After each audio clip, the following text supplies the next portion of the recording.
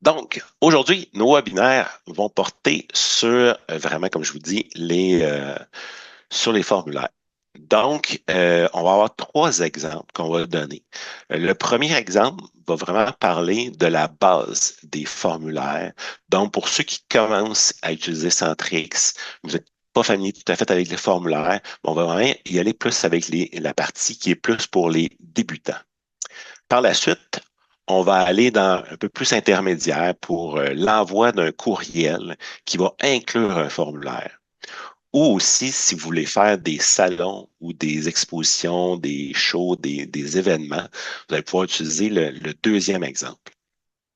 Et pour terminer, ben, on va parler vraiment des fonctions plus avancées, comme exemple les sondages de satisfaction, les mises à jour de contacts et ainsi de suite. Donc, pour l'exemple numéro un, ce qu'on va regarder, c'est on va s'imaginer que vous êtes, on va prendre un exemple, une entreprise de fabrication et d'installation de gazebo. Première étape qu'il faut faire, c'est de venir créer une liste pour vraiment pour aller cumuler vos informations. Donc, on va s'imaginer que j'ai des prospects de mon formulaire web comme ça ici. J'ai créé cette liste-là au préalable et on va venir voir dans quelques instants à quoi elle va nous servir cette liste-là. On va pouvoir la revoir bientôt. Pourquoi on va créer une liste spéciale? Bien, évidemment, pour rassembler les contacts au même endroit. Pour créer des automatisations aussi, uniquement pour ces contacts-là. Donc, parce que le monde va arriver sur votre site web, par exemple, si vous avez les automatisations, on pourrait envoyer un petit accusé-réception, si on veut, et ainsi de suite. Donc, on va commencer avec mes demandes du web ici. C'est un formulaire que j'ai commencé et on va pouvoir venir comme ça ici. Vous allez venir déposer, glisser, déposer les informations que vous avez besoin à l'intérieur, juste ici. Et là, j'avais déjà commencé à entrer le prénom, le courriel et un commentaire, mais je peux venir ajouter d'autres informations. Exemple, le nom de famille aussi comme ça ici. Je vais venir ajouter la langue, on va en parler dans quelques instants. Le téléphone et ainsi de suite. Vous allez pouvoir venir mettre ce que vous avez besoin juste ici. Vous allez pouvoir aussi mettre vos champs personnalisés, vos champs de profilage que vous allez avoir créés au préalable juste ici. Donc, ce qu'on va faire, c'est que je vais venir aussi rajouter un sujet qu'on va pouvoir venir voir un peu plus tard. Quel type pourquoi la personne veut remplir le formulaire. Et là, on va venir mettre certains champs obligatoires à l'intérieur. Je vais commencer par dire ici, on voit que le prénom et le courriel, il était déjà là, il était déjà obligatoire et on voit qu'ils n'ont pas la même largeur que les autres champs. Pour pouvoir modifier la largeur de notre champ et mettre des champs obligatoires, c'est vraiment dans la petite roue dentelée qui est juste ici qu'on va pouvoir venir. Et je vais pouvoir dire ici, premièrement, une demi-largeur. Par la suite, je vais dire que c'est un champ obligatoire. Et normalement, la nomenclature va souvent dire qu'il faut mettre un petit astérix au bout pour dire que c'est un champ obligatoire. Le titre, vous allez pouvoir venir le changer. Si vous n'aimez pas le terme de famille, vous allez pouvoir le retirer comme ça ici. Et on va pouvoir dire le nom avec un petit astérix, ça veut dire que c'est un champ obligatoire. Comme ça ici. Je vais faire la même chose avec le téléphone. J'aurais pu faire la même chose avec le téléphone, comme ça ici. Faire une demi-largeur, mettre un champ obligatoire, et ainsi de suite. Vous pouvez aussi, au lieu de mettre un petit astérix, vous pourriez ne pas mettre d'astérix et les champs qui sont optionnels, l'inscrire comme ça ici. C'est à votre guise, vous pouvez le mettre comme vous le désirez. La langue, elle, on ne va pas nécessairement demander à la personne à quelle langue on veut communiquer avec cette personne-là. Ce qui est suggéré, c'est de venir encore une fois dans la petite roue dentelée et cette fois-ci de masquer le champ. Et si votre formulaire est sur votre page en français, donc ce que je vais faire, c'est que je vais déjà forcer la langue à marquer à français comme ça ici. Si j'étais sur un formulaire en anglais, ben, je devrais forcer la langue à anglais comme ça ici. Et ainsi de suite, vous allez pouvoir les placer comme vous voulez. Vous allez pouvoir mettre les champs que vous désirez à l'intérieur. Vous allez pouvoir aussi les déplacer. Donc, si vous préférez avoir le prénom au début, on fait juste les glisser-déposer comme ça ici, tout simplement. Vous allez pouvoir aussi demander à quelqu'un de déposer un document si on le veut. Ici, ce que j'avais préparé, c'était un champ de profilage pour insérer un plan. Je viens glisser-déposer ici. Et là, on va pouvoir voir qu'on peut insérer un plan à l'intérieur. Le bouton sauvegarder qui est ici, c'est pas pour vous, c'est vraiment pour le formulaire. Donc, la personne qui va remplir le formulaire, c'est le bouton qu'elle va voir ici dans le bas. Votre bouton pour vous, pour enregistrer, c'est vraiment celui qui est en haut ici, le enregistrer. On va continuer à créer notre formulaire. Donc, on va venir dans nos spécifications ici. Et c'est ici qu'on va déterminer la langue qu'on veut avoir notre formulaire. Donc, les champs vont changer ici. Et c'est ici que je vous ai parlé au tout début de la liste. Donc, c'est ici. Quelle liste on va aller remplir? Prospect du formulaire web. C'est ce qu'on va déterminer ici. Vous auriez pu en sélectionner une autre. Pour le bouton, juste ici, là, on voit, c'est marqué sauvegarder présentement. J'aurais pu marquer enregistrer, envoyer, soumettre, comme vous voulez. On voit que j'ai deux couleurs ici. Ça va être pour mes boutons, donc autant pour le sauvegarder que pour choisir un document juste ici. Je vais pouvoir venir mettre la couleur que je veux. Là, je vais mettre un gros contraste, vous allez voir, comme ça ici, un plus grand contraste, comme ça ici. Donc, à quoi ça va nous servir? C'est vraiment pourquoi j'ai deux couleurs. C'est quand je vais revenir ici, on va voir que je vais avoir ma couleur de base comme ça ici. Et quand je vais passer vis-à-vis le bouton, on va voir la deuxième couleur ici, au complet. Vous allez même pouvoir tester votre formulaire. Vous allez pouvoir, vous voyez, présentement, la langue n'apparaît pas. Et on va pouvoir venir le tester, remplir les champs comme vous voulez, et vous allez pouvoir faire sauvegarder, et ça va venir vous créer, dans la liste qu'on avait déterminée, un nouveau contact.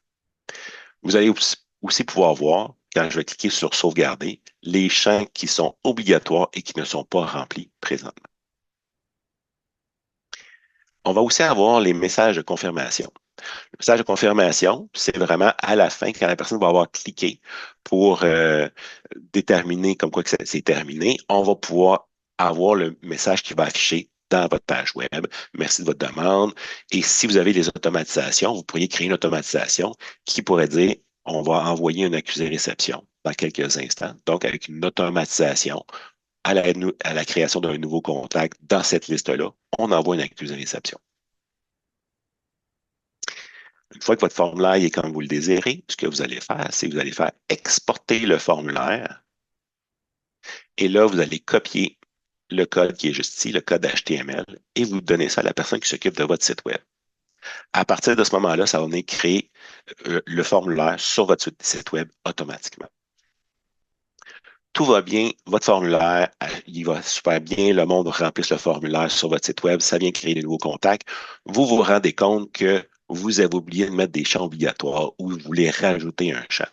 Ce que vous faites, comme ici, j'avais oublié de mettre mon petit astérix pour le téléphone, donc je vais venir modifier ici et je vais venir rajouter mon petit astérix. J'aurais pu rajouter d'autres champs obligatoires si j'avais voulu.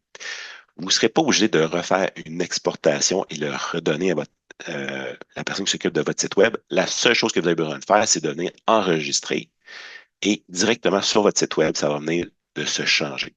Ça va venir changer live directement. Ça, c'est vraiment pour la partie des formulaires simples qu'on peut aller mettre sur le site web. Ça peut être autant uniquement un formulaire qui serait très, très simple, juste pour une inscription pour une infolette. Soit on va demander le prénom, le courriel et la langue va être cachée comme ça ici. Tout simplement, c'est un formulaire qui serait la même chose et là, vous faites exporter encore une fois. Cette fois-ci, ce qu'on va faire, c'est qu'on va s'imaginer que vous voulez faire un événement, que vous voulez avoir envoyé par courriel à vos contacts pour qu'ils puissent s'inscrire. Cette fois-ci, ce que je vais faire, c'est que je vais venir, toujours important, de venir sélectionner, de venir choisir, créer une liste au préalable, donc inscrit à mon 5 à 7, comme ça ici. Et je vais venir dans mon invitation à mon 5 à 7. Je fais la même chose que tantôt, je viens glisser, déposer mes informations avec mes champs de profilage aussi, avec mon nombre d'invités. On va pouvoir venir le sauvegarder aussi. On va pouvoir tout faire ça. Par la suite, on va venir ici s'assurer qu'on parle de la bonne liste encore une fois. Donc, toujours important de pouvoir avoir cette partie-là. Par la suite, on va avoir évidemment le bouton aussi et on va pouvoir venir enregistrer le message de confirmation aussi. Par contre, à partir de ce moment-ci, on ne va pas faire exporter le formulaire.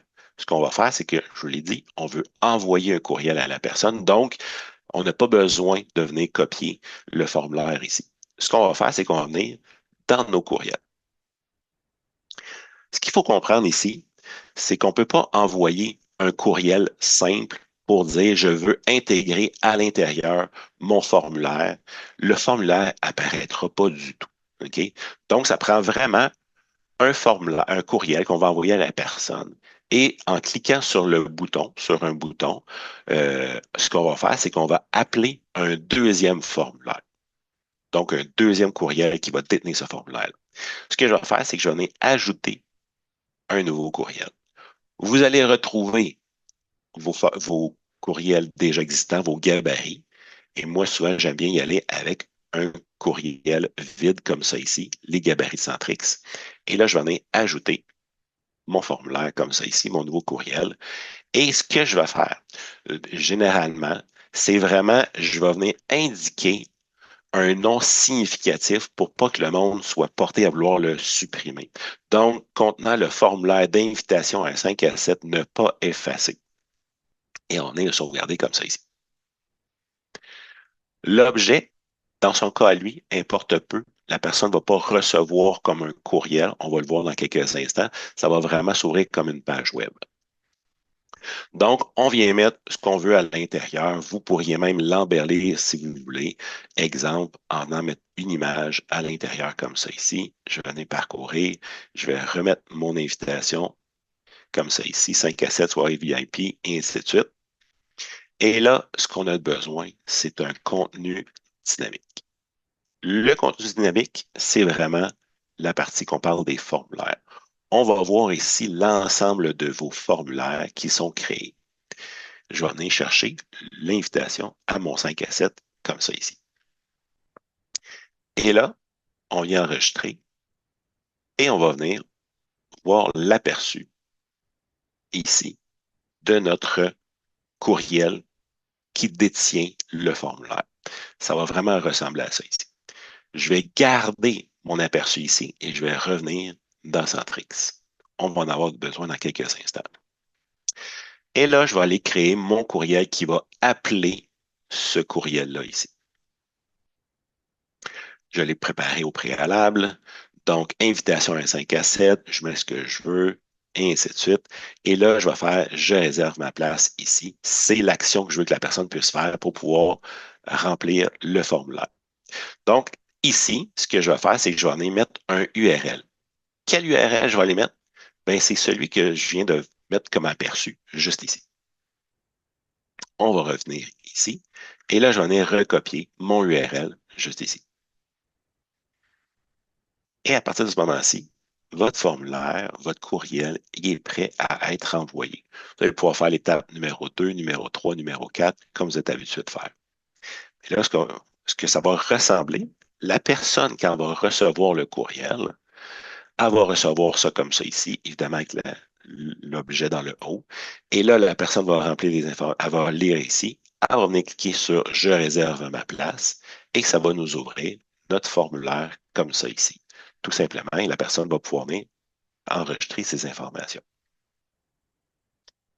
La même chose que pour le premier exemple que je vous ai donné, si jamais vous voulez faire une modification, vous avez oublié de mettre un champ, vous voulez rajouter un champ, vous voulez modifier un champ, vous allez pouvoir revenir dans votre formulaire et de faire la modification et enregistrer. Qu'est-ce qui va se passer? Quand la personne va réouvrir cette page-là ici, va recliquer pour « Je réserve ma place », ça va venir de changer automatiquement aussi. En passant, si vous voulez faire un événement, un show, un salon quelconque, des choses comme ça, vous allez pouvoir, avec la page de l'aperçu ici, ce que vous allez faire, c'est que vous allez pouvoir sauvegarder votre URL qui est dans le haut. Donc, et à partir de ce moment-là, ce que vous allez faire, c'est que vous allez pouvoir le mettre sur un ordinateur, une tablette, un cellulaire ou sur un code QR. Donc, Ce que vous pouvez faire, vous pouvez rechercher sur Internet, générateur de code QR gratuit si vous voulez, ou de plus en plus, vous allez pouvoir utiliser aussi l'intelligence artificielle. Donc, pour ne pas le nommer, vous pourriez utiliser ChatGPT et demander avec cette URL-là de créer un code QR. Et là, il va vous générer un code QR qui va être en lien avec cette image, ce formulaire-là ici. Ce que vous pourriez faire aussi, moi je l'ai fait, j'ai demandé en plus d'intégrer le logo de chez Centrix. Donc, voici ce que ça aurait ressemblé. Tout simplement mon code QR avec mon logo dans le milieu comme ça ici. Vous allez pouvoir faire la même chose, évidemment, avec, exemple, ChatGPT, tout simplement. Autre chose aussi, si vous voulez faire une page d'atterrissage, un landing page, vous n'êtes pas obligé de demander à des développeurs web, des intégrateurs. Vous allez pouvoir vous monter un beau formulaire comme ça ici. Tout simplement, faire la même chose, faire vos informations comme ça ici, mettre un formulaire à l'intérieur. Et encore une fois, ce que vous allez faire, c'est que vous allez juste copier ce URL-là et pouvoir vous en servir comme un landing page ou une page d'atterrissage. On va fermer ces deux exemples-là juste ici. Pour notre dernier exemple, encore une fois, je vais venir sélectionner une liste et là, je vais venir me créer une liste qui serait exemple contact à mettre à jour. Et là, je vais venir faire la même chose que j'ai fait tantôt. Donc, on s'imagine, je voudrais que la personne puisse mettre à jour le nom de sa compagnie, son prénom, son nom, et ainsi de suite. Donc, c'est quand le meilleur pour pouvoir contacter cette personne-là qu'on va pouvoir mettre comme ça ici. On fait la même chose avec vos champs personnalisés. Vous allez pouvoir mettre votre message de confirmation. Et toujours important de sélectionner quelle liste à remplir. Surtout dans le cas qui est ici, parce qu'on veut mettre à jour un contact. Donc, on va faire la même chose qu'on a fait précédemment et on va se préparer à faire exactement la même chose que pour notre exemple précédent pour le 5 à 7. Là, ce qu'on va aller faire, c'est, je vais venir ici, sélectionner mon courriel qui va être appelé. Je vais venir sélectionner encore une fois mon formulaire que j'ai besoin, mise à jour de contact ici. Et je vais revenir ici, voir mon aperçu. Et là, on va pouvoir avoir vraiment le formulaire comme ça ici. Cette fois-ci, je vais venir créer ici mon courriel qui va appeler le fameux autre courriel qui détient le formulaire. Par contre, cette fois-ci, si vous faites juste venir copier le URL qui est dans le haut ici, ce que ça va faire, c'est que ça va toujours venir créer un nouveau contact. C'est pas ça qu'on veut. Donc, ici, pour aller mettre à jour un nouveau contact, ce que vous avez besoin de faire, c'est de prendre un URL qui est spécial. Le URL qui est fourni par Centrix One. Vous allez l'avoir à la fin du webinaire, vous allez l'avoir dans les commentaires, vous allez pouvoir retrouver. Donc, vraiment, le URL spécial qui est juste ici, que je viens d'intégrer à l'intérieur. Ce URL-là va dire vraiment, c'est un formulaire de mise à jour. Donc, et là, il faut parler du bon formulaire. Pour parler du bon formulaire, vous allez voir vers la fin. Vous allez voir ici, c'est marqué IDSI, juste ici. Et il y a un nombre tout de suite après. Ce nombre-là, on va venir le remplacer par ce formulaire-là ici, donc le numéro de ce formulaire-là. On va retrouver dans le milieu ici IDSI et j'ai un nombre ici, 782. Et là, je vais revenir dans mon URL, je me rends à la fin, je viens effacer ça ici et je viens le remplacer par mon 882. Donc, à partir de ce moment-là, vous allez pouvoir faire les mêmes étapes, choisir ma liste, choisir mes critères et mon monde et je vais envoyer mon courriel. Et là, tous et chacun vont recevoir le fameux courriel qui va détenir encore une fois votre formulaire. Donc, la personne va recevoir la même chose. Comme ça ici, je mets à jour mes comptes. Je fais ma mise à jour comme ça ici. Et là, on va ouvrir ça comme ça ici. Très, très, très important. quand vous allez envoyer votre courriel, ce qui va être important, c'est qu'il faut vraiment envoyer de la liste contact à mettre à jour. Comme là, c'est la liste que j'ai moi nommée dans mon formulaire, donc c'est celle-là. Parce que si vous l'envoyez, exemple de votre base client comme ça ici, lui, il va essayer de mettre à jour la liste contact à mettre à jour et il va avoir une discordance, donc ça ne fonctionnera pas. Il faut vraiment partir de la liste que vous avez déterminée pour votre formulaire. Donc, à l'aller et au retour, il faut que ça revienne dans la même liste. Et à partir de ce moment-là, on va pouvoir mettre à jour directement votre, votre, votre fiche et votre formulaire. Autre chose, si la personne reçoit le courriel, je reçois le courriel, je le transfère à un de mes collègues et que ce collègue-là va faire la mise à jour, bien, ça va être ces informations à elle qui va venir mettre à jour mon contact à moi. Donc, dans l'exemple que j'ai ici, c'est ma collègue Dipti. Si c'est moi qui reçois, je le transfère à Dipti, elle met ces informations.